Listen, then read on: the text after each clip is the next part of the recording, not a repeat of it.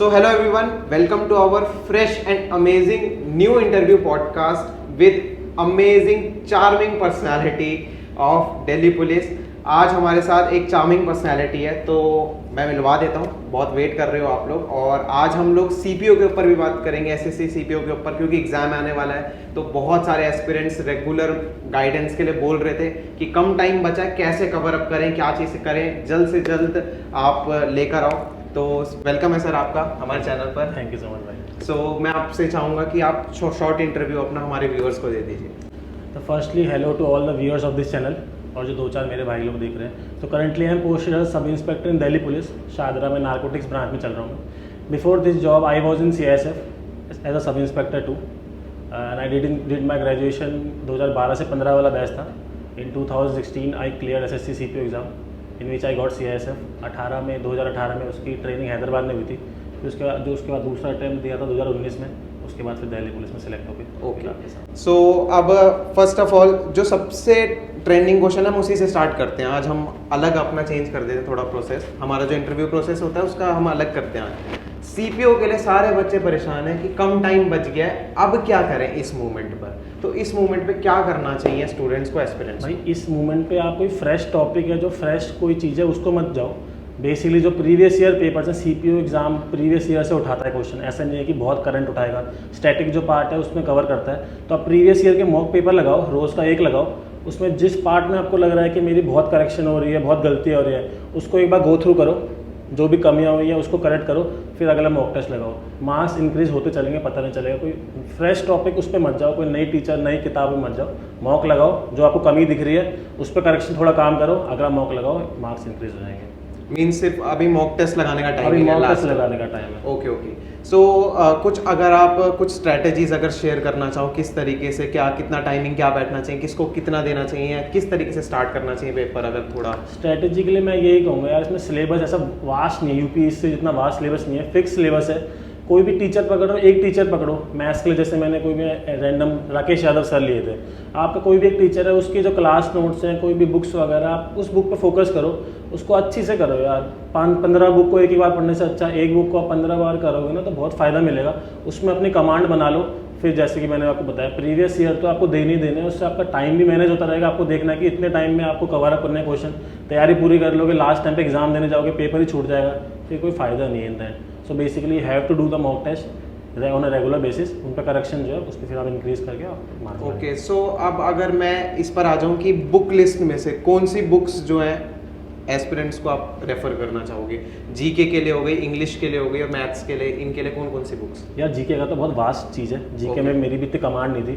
Basic जो maths से बात करते हैं, मैथ्स में मैंने स्टार्टिंग में रामदेव भाटी सर हैं, उनकी अर्थमेटिक वगैरह पार्ट उनका बहुत स्ट्रॉन्ग है। उनके आप क्लास नोट्स ले लेना। बाकी राकेश यादव सर को मेरे ख्याल से जो एस्पिरेंट है वो जानता ही होगा, राकेश यादव को सब जानते हैं। तो राकेश यादव सर के आप क्लास नोट्स लो। उनकी एक बुक भी है, 7300 प्लस पब्लिक क्वेश्चन हैं उसमें जो उसमें अच्छी चीज़ ये है, प्रथम जो हर क्वेश्चन के साथ में लिंक दिया हुआ है, एक बार कोड बना हुआ है।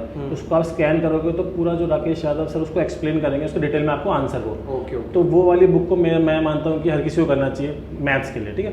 इंग्लिश के लिए मैंने पर्सनली सबकी नीतू सिंह वगैरह मैम सबकी क्लास ली है, लेकिन एक गोपाल वर्मा सर है, मुखर्जी नगर में पढ़ाते हैं। तो गोपाल वर्मा सर का पढ़ाने का तरीका प्रिसाइज और अच्छी तरीके से, उनके क्लास नोट्स इंग्लिश में मैं कहूँगा कि गोपाल वर्मा सर के लिए जाना चाहिए। या GS में स्टैटिक पार्ट आप कहीं से भी कर सकते हो। बहुत सारी बुक्स हैं, रैंडम नंबर बुक्स हैं, आपने भी कई बार सजेस्ट करी है। कोई भी आप लूसेंट वगैरह कोई भी लेके, पिनाकल वगैरह कोई भी लेके करो, आप स्टैटिक कवर कर लो। उसके बाद जो आपको जो आजकल करंट से क्वेश्चन कवर हो रहे हैं, तो या तो आप उसको क्या कर सकते हो, हिंदू वगैरह पढ़ लो। हिंदू में लेकिन टाइम कंज्यूमिंग है बहुत, तो कोई भी एक यूट्यूब चैनल आप ले लो। जैसे मैंने कोई अगर आप रेकमेंड करना चाहो यूट्यूब, जैसे एक भुवेश सर है, BHUNESH भुवनेश सर है, यूट्यूब में पढ़ाते हैं।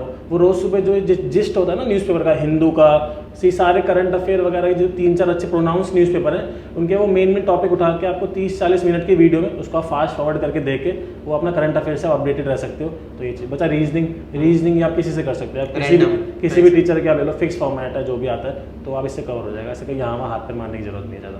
ओके। सो आप सब लोगों को स्ट्रैटेजी पता चल गई, बुक्स पता चल गई, किन चीज़ों पे आपको ध्यान देना है और क्या चीज़ है। कोई ऐसी गलती जो शायद आपने की हो या आपके बैचमेट्स ने की हो, कोई आप ऐसी गलती बताना चाहो कि ये गलती मत करना इस पेपर? यार गलती का ये सीन है कि आपको प्रीवियस ईयर पेपर में देख के देखना है कि कौन सा जो पार्ट है, सेक्शन जो है उसमें मार्क्स कितने कवर हो रहे हैं। अब जैसे ज्योमेट्री वगैरह अच्छे क्वेश्चंस आते हैं, आपको उस पर टाइम देना है। कोई ऐसा आप टॉपिक ले लो, उसके मार्क्स तो आ रहे हैं 3, आपने उस पर 3 दिन पढ़ाई कर रहे हो, उस पर क्वेश्चन लगाए जा रहे हो, या पाइप एंड सिस्टम वगैरह होते हैं स्टार्टिंग जो हम करते हैं, तो उसके जितने क्वेश्चन आते हैं उतने क्वेश्चन लगाओ, फिर you have to move ahead. जो ज़्यादा मार्क्स कवर कर रहा है उस पर फोकस करो, रैंडम ज़्यादा चीज़ों को पढ़ने की जरूरत नहीं। जैसे इंग्लिश है, सीपीओ में इंग्लिश में ज़्यादा कवर होता है, इंग्लिश पे कमांड दो। अब रीजनिंग जैसे है कि एसएससी सीजीएल का फॉर्मेट चेंज हुआ है, सीपीओ का भी चेंज नहीं हुआ है, तो सीपीओ के वही 50 फिक्स रीजनिंग है, 50 में, तो रीजनिंग इतनी करो जितनी जरूरी है, जो चीज़ काम के। मैथ्स को भी उतना करो जितना जरूरी है, if you are focusing on SSC CPO. English का वेटेज ज़्यादा है, इंग्लिश पे फोकस करो। अच्छा, और एक चीज़ है कि इंग्लिश बच्चा पढ़ लेता है, मैथ्स बच्चा पढ़ लेता है बुक में से, रीजनिंग कर लेता है प्रैक्टिस, बात आ जाती है जीके पर अटक जाता है कि कहाँ करे, कौन सा कहाँ से आ जाए क्वेश्चन। तो जीके के लिए क्या टिप देना चाहोगे? यार जीके तो है ही, टाइम कंज्यूमिंग भी है और मेटिकुलस स्टडी आपको करनी पड़ेगी। मैंने पर्सनली भी जो प्रीवियस ईयर की बुक आती है उसमें जितने क्वेश्चंस होते हैं, तो आप रट्टाफिकेशन कह लो या कुछ भी कह लो, रट्टाफिकेशन आपको सारे क्वेश्चन का लगाना ही पड़ेगा कि प्रीवियस में जो बार बार रिपीट हो रहे हैं जिस टॉपिक में से, मॉडर्न हिस्ट्री आई हुई है तो मॉडर्न हिस्ट्री को आपको बार बार करना ही पड़ेगा। और करंट अफेयर्स के लिए क्या करें? न्यूज़पेपर पढ़ लें। करंट अफेयर के लिए मैं बता रहा हूँ, न्यूज़पेपर आपकी पहले डेली अगर आपकी हैबिट है तो आप तो न्यूज़पेपर पढ़ो। आप फ्रेश स्टार्ट करोगे तो आपको नहीं समझ में आएगा कि कौन सा वाला आर्टिकल आपके लिए इंपॉर्टेंट है, आर्टिकल पे जाना है, एडिटोरियल पे जाना है, फ्रेश आना है। तो इसके लिए मैंने आपको बताया, आप यूट्यूब चैनल जो बना हुआ है, आप कोई भी एक अच्छा यूट्यूब चैनल पकड़ो, वो आपको खुद ही अपने हिसाब से जो आपके पेपर फोकस जो स्टडी मटेरियल होगा वो आपको लाके पुटअप कर देगा। आप उसको पकड़ो और रोज का आधा घंटा टाइम निकाल के कभी भी देख सकते हो ना यूट्यूब पे, कान में लगा के आप। तो ये चीज़ें कुछ आप लोगों को पता चल गई हैं। जीके के लिए आप लोग क्वेश्चंस कर रहे थे सब लोग रेगुलरली कि जीके हम कैसे कवर करें, तो आपको जीके का पता चल गया क्योंकि टाइम बहुत कम बचा अब लास्ट में। तो वही है कि मेन क्वेश्चंस इसी के रिगार्डिंग आ रहे थे। तो अब आ जाते हैं थोड़ी आपकी जर्नी के ऊपर, आपकी स्टोरी के ऊपर, कि आपने बोला कि मैंने सीपीओ क्रैक कर लिया, पहले सीआईएसएफ में थे, उसके बाद आपने दिल्ली पुलिस एसआई किया, वो भी आपने क्रैक कर लिया। तो मतलब पहली बार में क्रैक कर लिया, मतलब स्टूडेंट लाइफ कैसी गई? बहुत एकदम टॉप के स्टूडेंट रहे हो स्टार्टिंग से आप? या स्टूडेंट का ये था सीन कि आजकल ना ये बहुत वो बना हुआ है कि हम बैक बेंचर करके बहुत कूल शो करते हैं कि बैक बेंचर है, बहुत कूल शो होता है। कूल तो सही है, अच्छी बात है वो शो करने के लिए। मेरे हिसाब से आपको ना थोड़ा you have to maintain the pace, you have to stay updated. थोड़ा ऑलराउंडर रहना है मेरे हिसाब से, मेरा ओपिनियन रहेगा कि ऑलराउंडर हो, सब कुछ करना चाहिए आपको। तो उस टाइम पे अगर आप क्लास बंक करके कूल बन रहे हो तो बाद में इन द एंड कवर तो करना ही पड़ेगा ना जो सिस्टम मिस हो रही है। तो बिल्कुल टॉपर मत रहो, बिल्कुल आगे वो मत रहो, लेकिन इतना करते कवर करते चलो कि आगे आपको परेशानी ना हो। तो वही सीन था कि एग्जाम से पहले इतना पढ़ लेते थे कि ठीक है सारी चीज़ का नॉलेज ठीक है चल रही थी, उसके बाद फिर चीज़ें आगे होती रही, फिर नॉलेज आती रही कि ठीक है एग्जाम वगैरह भी है। तो एंड मोमेंट पे आके ये है कि थोड़ा आपको फोकस तो पढ़ाई पे करना पड़ेगा, ऐसा नहीं है कि बिल्कुल आप कूल बन के फिर आप एग्जाम। तो आपके माइंड में कब आया कि मेरे को इस लाइन में, डिफेंस लाइन में जाना है, या स्टार्टिंग से ही सपना था? या मेरा ग्रेजुएशन दिल्ली यूनिवर्सिटी से हुई है, फिजिक्स ऑनर्स में। तो स्टार्टिंग पे ऐसा कुछ नहीं था कि ये इसी में लाइन में आना था। पहला फोकस तो आया था कि अपना सीजीएल के लिए, एसएससी सीजीएल के लिए सारा फोकस करते हैं। प्लस जो मेरी फैमिली थी वो काफ़ी सपोर्टिव है। मेरे फादर भी, उनकी अपनी एनजीओ भी है, he is a doctor also. मेरे मामा जी वगैरह भी जो है, तो उन्होंने स्टार्टिंग से कहा था कि आपको गवर्नमेंट सेक्टर में ही जाना है, ठीक है। तो प्राइवेट के लिए ज़्यादा किसी ने फोर्स किए नहीं थे, तो उस तरह रुझान से ज़्यादा गवर्नमेंट के लिए था। फिर जब गवर्नमेंट की तैयारी स्टार्ट करी तो पता चला कि एसएससी सीजीएल नाम का पेपर होता है, तो उसकी तैयारी सबने स्टार्ट की हुई थी। फिर एसएससी सीजीएल के साथ साथ जब पता चला कि सेम जो पैटर्न का पेपर आ रहा है वो एसएससी सीपीओ का भी होता है, इसलिए फिर SSC CPO side by side निकल के आया था। फिर पता चला कि दिल्ली पुलिस में जॉब मिलेगी, यूनिफॉर्म जॉब है। फिर हम लड़कों को यार यूनिफॉर्म पसंद होती है, तो फिर यहाँ से फिर दिल्ली पुलिस का आइडिया आया था। ओके, सो आपने मतलब ग्रेजुएशन के बाद आपने स्टार्ट किया कि हाँ मैं ग्रेजुएशन तक मेरे पास फिजिक्स ऑनर्स थी। मेरे को पर्सनली मैथ में मेरा थोड़ा इंटरेस्ट स्टार्टिंग से ज़्यादा था, तो मैं पर्सनली चाहता था कि मैथ्स को परस्यू करूँ, जो मैं बीएससी करूँ तो मैथमेटिक्स ऑनर्स करूँ। लेकिन जब फिजिक्स हो गई थी तो फिर एमएससी का सवाल वहाँ खत्म हो चुका है। बीएससी फिजिक्स हो गई तो एमएससी की तरफ जाना नहीं है। कोचिंग भी ली थी तो काफ़ी अच्छी खासी पढ़ाई होती है ना, तो ऐसा हलवा नहीं है कि कोई भी जाके कर, तो वाला खत्म हो गया था। फिर आ गए थे कि एमबीए, फिर एमबीए की भी एक हफ्ते कोचिंग करी थी। तो सब जगह गया, ऐसे कोई पहले से प्रीफिक्स नहीं था कि ये पहले दिन से ही कि भैया यही करना है। तो 3 साल खत्म होने के बाद एमबीए की भी करी थी, एमएससी की भी कोचिंग ली थी। फिर एसएससी में पता चला कि भैया सीधा सिलेक्शन होता है, अच्छी पोस्ट मिल सकती है। तो उसके बाद फिर एसएससी सीजीएल की तरफ तैयारी शुरू करी। फिर एसएससी सीपीओ का एग्जाम भी आया। एसएससी सीपीओ में सीआईएसएफ मिल गई थी, लेकिन एक गलती ये हो गई थी उस टाइम पे दिल्ली पुलिस में, आपको ये अपना क्या बोलते हैं ड्राइविंग लाइसेंस आपका मैंडेटरी होना चाहिए। तो तब इतनी नॉलेज नहीं थी, इतना डिटेल में पढ़ा नहीं था इंस्ट्रक्शन में, रैंडमली एग्जाम दे दिया था। तो driving licence because I was not having the driving licence, इसलिए दिल्ली पुलिस नहीं मिली थी। ऐसे मिली थी।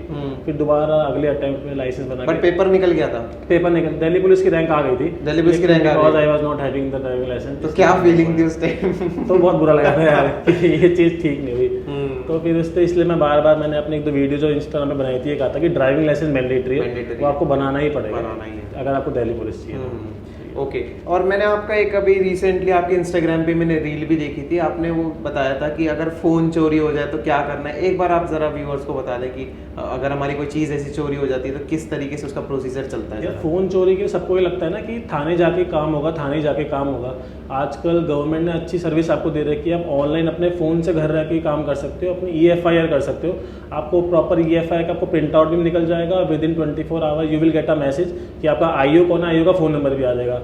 थाने जाके परेशान होने का क्यों फ़ायदा नहीं है। थाने में आप जाओगे कोई आपको एंटरटेन नहीं करेगा क्योंकि काम बहुत रहता है, फिर आपको ये बुरी परसेप्शन होगी कि हमको एंटरटेन नहीं किया, सब बिजी रहते हैं। तो अपना घर पे रह के EFIR करो। वेबसाइट का नाम भी आपको बता रखा था मैंने, दिल्ली पुलिस की ऑफिशियल वेबसाइट पे ही है वो। सिंपल प्रोसीजर है, बेसिक नाम वाम फिल करना है अपना, कहाँ पे आपका फ़ोन चोरी हुआ, उसकी डिटेल IMI वगैरह डालनी है, ट्रेस पे लग जाएगा फ़ोन वहीं से ही।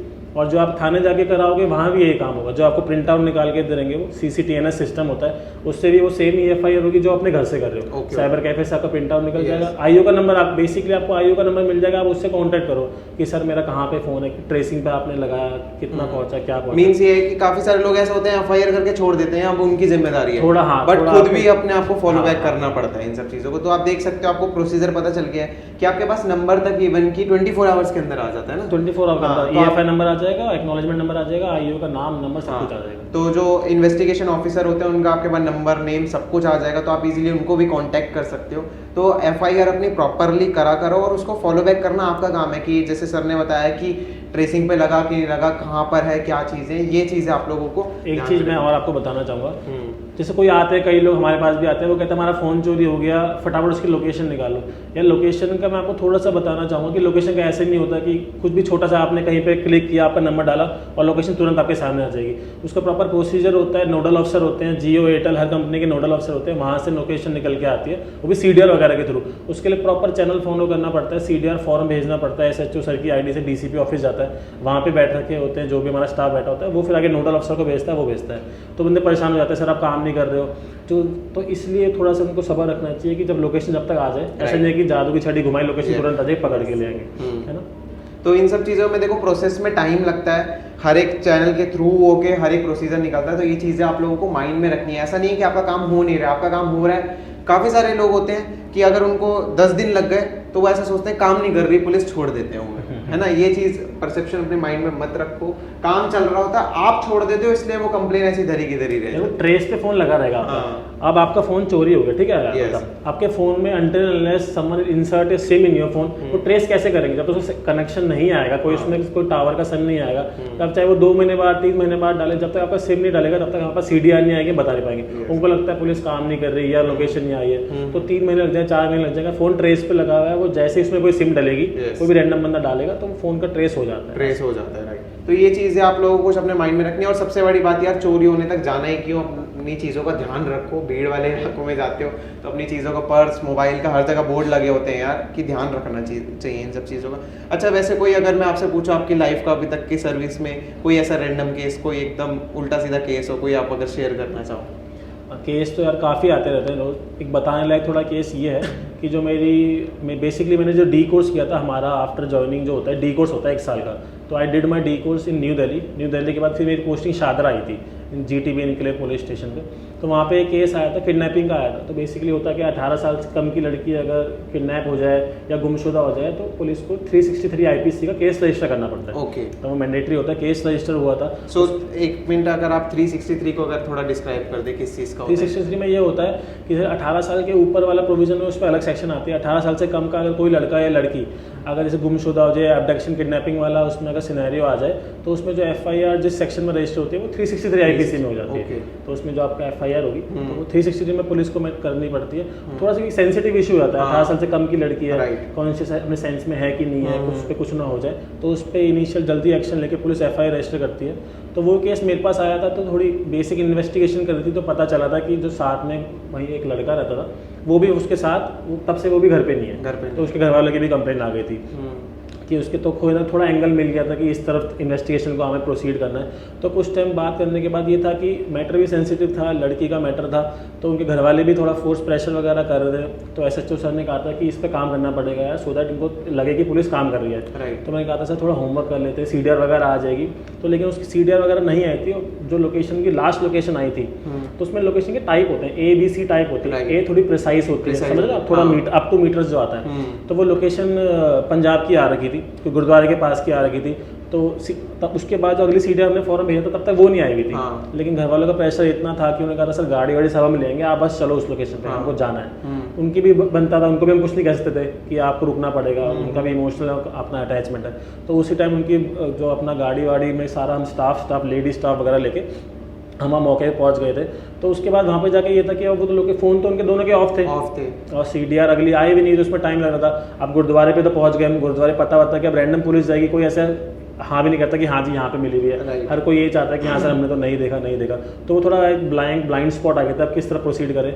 फिर जो पहले वाली CDR जो आई हुई थी उसको थोड़ा एनालाइज वगैरह किया था, तो उसमें कुछ डिलीवर वगैरह हो रखी थी।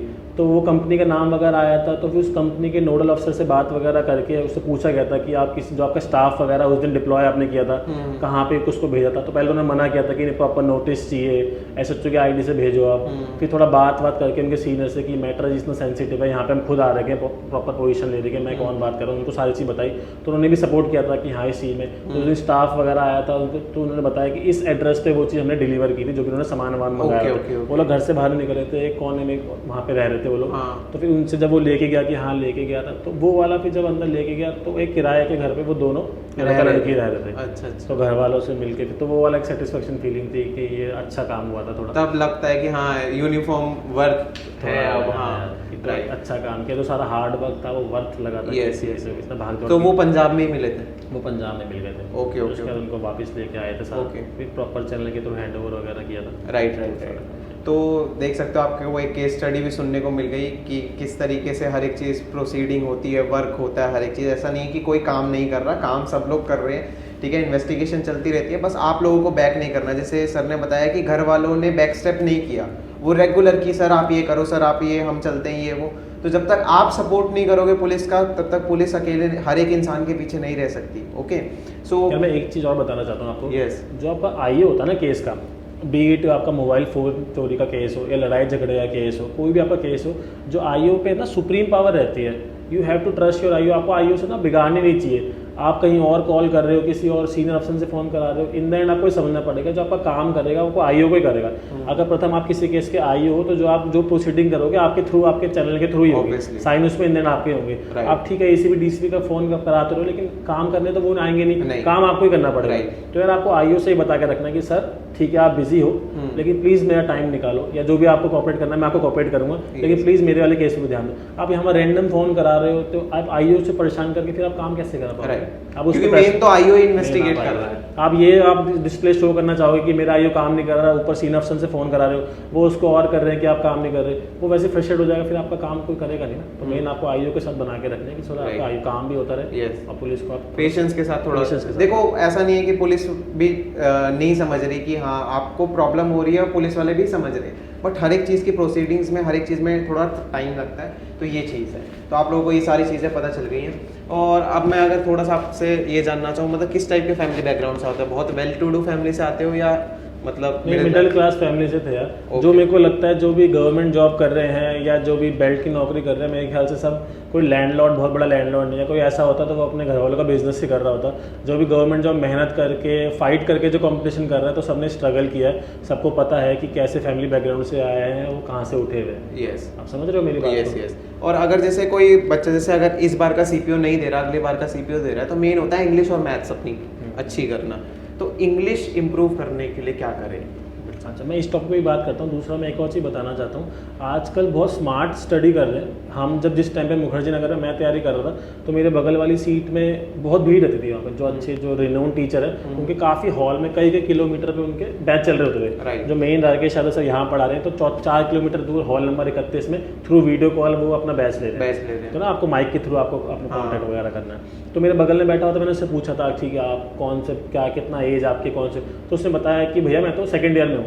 तब मैं उसको देख के लगा कि सेकंड ईयर से भी उसने तैयारी स्टार्ट कर दी। 1 साल सेकंड ईयर वो तैयारी करेगा, थर्ड ईयर 2 साल की तैयारी हो गई उसकी, तैयारी हो गई। फिर जब वो अटेम्प्ट देगा पहला, फिर उसको कैसे नहीं निकलेगा। हाँ। हम कॉलेज खत्म करने के बाद फिर हमने डिसाइड करते हैं, तब स्टार्ट वो हमसे पहले 2 साल के लीड ले चुका हाँ। है। तो इसी पे थोड़ा फोकस करना कि अगर आप कॉलेज में जा रहे हैं, ठीक है, अगर आपको बीएससी एमएससी परस्यू करना है, आपको प्रोफेसर वगैरह उस लाइन में जाना है तो अलग बात है। अगर आपको गवर्नमेंट सेक्टर में जाना है तो कॉलेज साइड बाय साइड चलता रहेगा, आपको उसमें बस आप ग्रेजुएशन चाहिए, आपको पास होना है, ऐसा कोई नहीं 90% चाहिए। आप साइड बाय साइड अपनी तैयारी करो, सब कुछ ऑनलाइन हो गया आजकल, ऑनलाइन क्लासेस लो, अपना बेस अपना क्लियर करो। एक तरह से ये है कि 12th के बाद तैयारी स्टार्ट कर सकता है अगर आपको पता है तो आप बिल्कुल, क्योंकि उसको फिर ग्रेजुएशन की 3 साल की लीड मिल जाएगी, तो वो पहले अटेम्प्ट में इजीली क्लियर कर लेगा। ये चीज़ बहुत स्मार्ट स्टडी हुई कि आप टाइम अपना वो कंज्यूम करके, जितने जो आप सुनते हैं जो यूपीएससी वगैरह जब वो पहले अटेम्प्ट में निकाल रखे होते हैं तो उनका पीछे का हार्ड वर्क बहुत ज़्यादा रहने का है। वो स्कूल कॉलेज टाइम से they have been preparing for their exam, इसलिए वो पहले अटेम्प्ट में इतना अच्छा स्कोर कर पाते हैं। यस। और इंग्लिश के बारे में आप बता रहे थे। इंग्लिश का वही यार, इंग्लिश का बेसिकली ग्रामर वाला जो पार्ट है उसमें वही आता है और सेम चीज़ पार्ट आते हैं। एक्टिव पैसिव आ गए, डायरेक्ट इनडायरेक्ट आ गए, तो वो अच्छा पार्ट कंज्यूम करते हैं। तो उसमें कोई भी आप एक टीचर रखो अपना, जैसे मैंने गोपाल वर्मा सर का बताया, उनका पढ़ाने का तरीका ऐसा, आप किसी से भी लो, क्रिस्टोफर सर से लो, नीतू मैडम से लो, जिनका आपको समझ में आ रहा है, उनकी क्लास लेके उनके नोट्स को या बार बार रिपीट कीजिए, क्योंकि वो सेम पैटर्न सेम चीज़ आने वाली है। ठीक है, इसमें आपको कई बार ग्रामेटिकल जो रूल हैं वो आपको मगअप करने पड़ेंगे, याद करने ही पड़ेंगे। ठीक है, अनटिल अनलेस आपका बेस आपका बहुत कुछ स्ट्रॉन्ग हो तो अलग बात है। हम जो गवर्नमेंट की तैयारी कर रहे हैं उनका ओके होता है, ऐसा कोई बहुत फ्लुएंस इंग्लिश वाला नहीं होता कि हमको पढ़ने की जरूरत नहीं है। अगर है तो वेल एंड गुड, लेकिन नहीं है तो फिर आपको grammar rule, base, noun, pronoun से आपको जाना पड़ेगा। उसमें कोई शर्म वाली बात नहीं, वो अच्छी चीज़ है, आपके पर्सनल डेवलपमेंट के लिए भी अच्छी चीज़ है। मैंने भी ऐसे बेसिक से ही किया था, नाउन प्रोनाउन जो सारी चीज़ें वो करके क्लियर करके, और जो मैंने आपको बताया कि डायरेक्ट इनडायरेक्ट जो कॉम्प्रिहेंशन वाला पार्ट होता है, तो इंग्लिश में प्रैक्टिस तो आपको करनी ही पड़ेगी। मेरे नोट्स कई बार पढ़े गए थे, पूरे हरे नीले, कई बार वो प्रॉपर हो चुके थे कि इतनी बार मुझे ध्यान है कि अगले पन्ने में क्या आने वाला है, मुझे ही पता होने लग गया था कि अगले पेज में ये नोट्स बना हुआ है, तो बिल्कुल याद हो गए थे। मतलब एकदम प्रॉपर माइंड में सेट हो चुका। ओके, अच्छा, जैसे एक हर एक एस्पिरेंट की लाइफ में, स्टूडेंट की लाइफ में बहुत सारे टर्निंग पॉइंट्स आते हैं, डीमोटिवेशन वाला पॉइंट भी आता है ये वो, तो आपकी लाइफ में कभी कोई ऐसा पॉइंट आया जहाँ आप डाउन हो गए हो? कोई ऐसा पॉइंट आया हो? हाँ, सबके लाइफ में आते हैं। डीमोटिवेशन का एक टाइम आया था जब हमने तैयारी शुरू करी थी। बेसिकली पहले मैंने तैयारी मुनिरका में की थी, पैरामाउंट से की थी, उसके बाद then I shifted to Mukherjee Nagar. वहाँ पे मेंस की तैयारी करने चले गए थे। एसएससी सीजीएल की तैयारी होती बेसिकली इस टाइम पे, सीपीओ वगैरह पे तो ये था कि ठीक है, उस टाइम में नॉलेज भी नहीं थी। सीजीएल की तैयारी करते थे, प्री यहीं से देते थे, अच्छा एग्जाम गया था। 2016 का टाइम था मेरे ख्याल से, जब कट ऑफ एकदम से 137 या अराउंड उस टाइम चली गई थी। तो कॉन्फिडेंस थे, मॉक वॉक लगाए थे, अच्छे नंबर बने थे, कंफर्म था कि प्री तो क्लियर हो जाएगा। मेंस की तैयारी करने के लिए मुखर्जी नगर चले गए थे। वहाँ रूम लाइब्रेरी लेके क्लास चल रही थी, राकेश यादव सर की क्लास ले रहे, मॉक वॉक अच्छे नंबर आ रहे थे। जिस दिन रिजल्ट आया था उस दिन मेरा पहला टाइम था, 0.5 नंबर से मेरा रह गया था। तो वो वाला बहुत सेटबैक था कि अब घर पे कैसे बताया जाए कि ये, और उसके साथ साथ सीपीओ का प्रीलिम्स क्लियर हो गया था। तो दोनों चीज़ आ गई थी। अब ये था कि घर पे ये वाली फेलियर बताया जाए कि सीपीओ का ये पास हो गया वो बताया जाए। साथ में जिस लाइब्रेरी में पढ़ते थे सबका ये था कि तुम्हारी अच्छी तैयारी हो रही है, तुम मेंस पे फोड़ दोगे, बहुत अच्छा रिजल्ट आएगा। सारे क्लासेस ले रखी थी, जितने भी होते हैं क्लास वगैरह उधर। तो ये उस टाइम पे हो गया था कि अगले दिन लाइब्रेरी में कैसे, फिर मैं लाइब्रेरी नहीं गया था उसके बाद से। हमने एक सीट रिजर्व कर रखी थी, तो वो सीट पे मैंने दोस्त से कहा था भाई जो बुक्स वगैरह मेरी ले आई हो, अब सबको कैसे फेस किया जाएगा कि प्रीलिम्स क्लियर नहीं कर पाया, मेंस की बातें हो, तुम बड़ी बड़ी क्लास ले रहे थे, उनसे प्रीलिम्स तो क्लियर हुआ नहीं। फिर एक दोस्त था, उसका भी क्लियर नहीं हुआ था, तो ये होता ना खुशी होती है कि अगर उसका नहीं, अपना दुख कम होता है, या अगले बंदे का भी ना हो तो उसका भी क्लियर नहीं हुआ था। फिर हम बाहर घूमने गए थे थोड़ा टाइम के लिए। फिर तब शाम को जब बैठे थे तब एक बार सोचा कि ठीक है, सीपीओ वाला जो अभी बचा हुआ है उस पर फोकस कर, सारा फोकस उस पर। तो जो उसका जो कसी बसर थी वो सारी। तो अब कुछ प्लान है सीजीएल के लिए? सीजीएल के लिए अब ये है कि मैं सेटिस्फाइड हूँ यार इस जॉब से।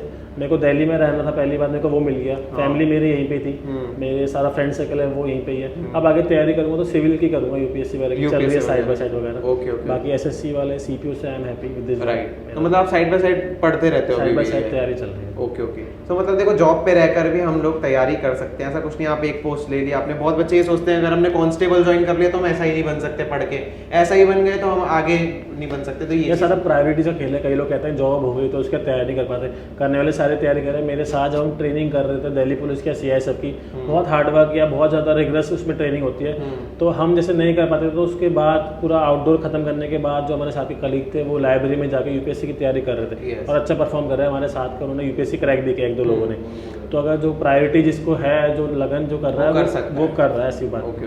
सो मैं आपसे अभी ये पूछना चाहूँगा कि आपके लिए आपके रोल मॉडल कौन है? किसी को बना रखा था आपने कि यार इनके जैसा बनना है, या किसी से आप प्रेरित होते हो अपने घर में या बाहर कहीं, ऐसा कोई रोल मॉडल ऐसा कोई फिक्स नहीं था, लेकिन दिल्ली पुलिस के बारे में मेरे को स्टार्टिंग में पता चलता स्कूल टाइम पे। स्कूल टाइम में मेरा कलीग था जतिन राव करके उसका नाम था, उसके father was in Delhi police. Okay. तो उसके थ्रू मुझे पता चला था कि दिल्ली में जॉब होती है, यूनिफॉर्म जॉब मिलती है, दिल्ली में आपको रहना पड़ेगा, कहीं बाहर नहीं जाना पड़ेगा। हाँ। तो पहला जो इस टाइम जहाँ से हिट हुई थी चीज़ कि दिल्ली पुलिस में रहना है, फिर वो यहाँ से ये होता।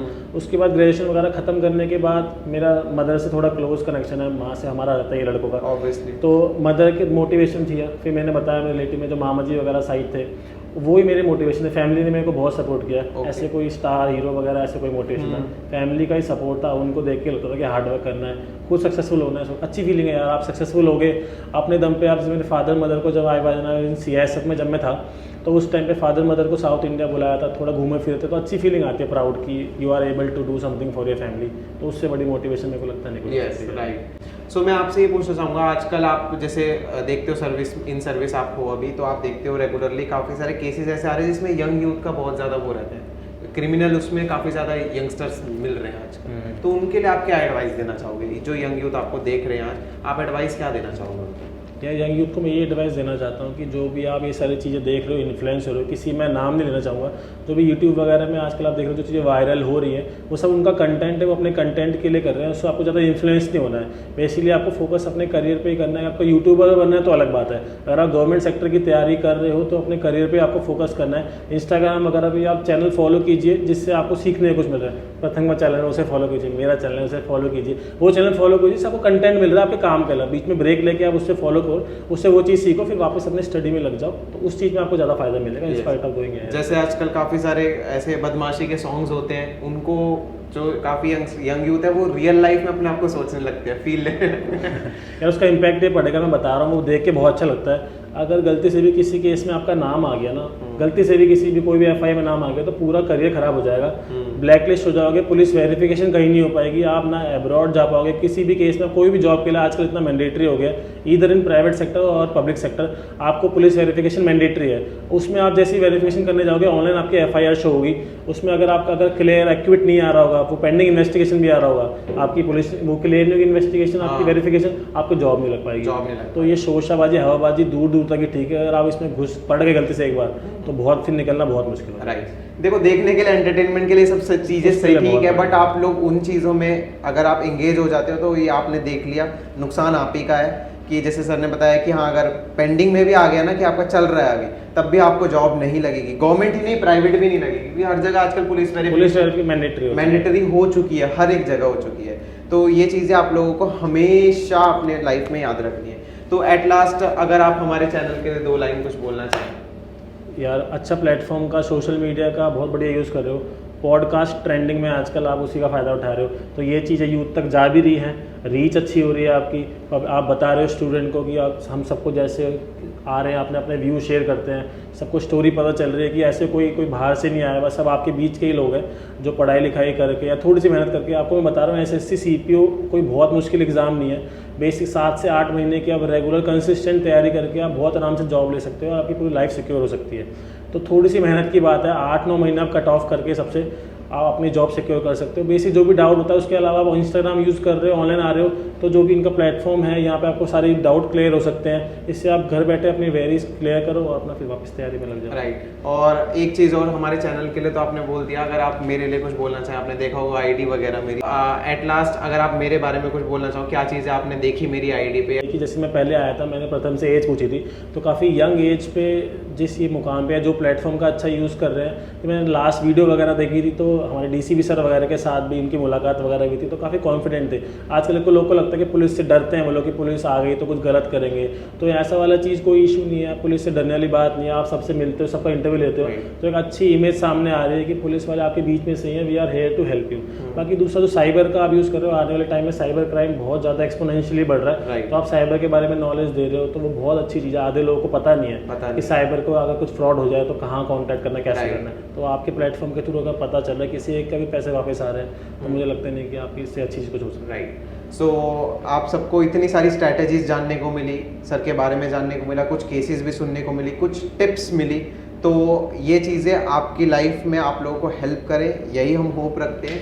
और ऐसे ही जैसे हम दिल्ली पुलिस ऑफिसर रेगुलरली हम दिल्ली पुलिस के ऑफिसर्स को लेकर आ रहे हैं आप लोगों के लिए, दिल्ली पुलिस के लिए लगातार काम कर रहे हैं। तो ये चीज़ है कि आपकी तरफ से भी उतना एंगेजमेंट आना चाहिए, आप लोग एंगेज होइए, अपने फ्रेंड्स को शेयर कीजिए ताकि अच्छा कंटेंट सब तक पहुंचे। देखिए अभी सर ने बोला कि अच्छा कंटेंट आप लोग कंज्यूम करोगे तो अपनी लाइफ को अच्छा ही बनाओगे, और जितना बेकार कंटेंट करोगे उतना आपकी लाइफ बर्बादी की हो जाती रहेगी। तो ये चीज़ आपको ध्यान रखनी है। तो मिलते हैं ऐसे न्यू अमेजिंग फ्रेश पॉडकास्ट के साथ नेक्स्ट वीक। तब तक के लिए बेस्ट ऑफ लक, तैयारी करते रहो, और हमारी तरफ से, हमारी टीम की तरफ से जय हिंद।